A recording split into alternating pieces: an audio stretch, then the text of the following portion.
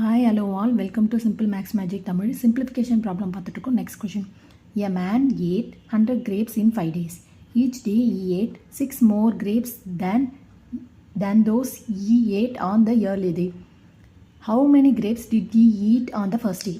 அதாவது ஒரு மனிதர் 100 grapes சாப்பிட்றாரு 5 நாள்.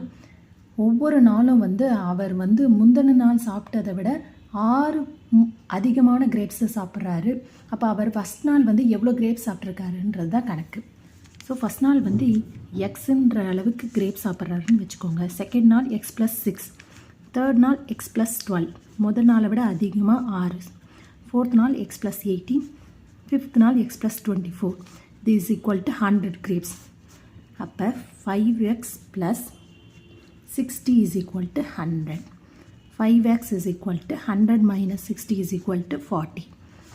இப்போ x is equal to 40 divided by 5 வரும். இப்போ x is equal to 8 grapes. அவர் ஃபஸ்ட்டு டே 8 grapes தான் சாப்பிட்ருக்காரு. இந்த வீடியோ உங்களுக்கு பிடிச்சிருந்தா லைக் பண்ணுங்கள், ஷேர் பண்ணுங்கள், மறக்காமல் சப்ஸ்கிரைப் பண்ணுங்கள். Thank you so much.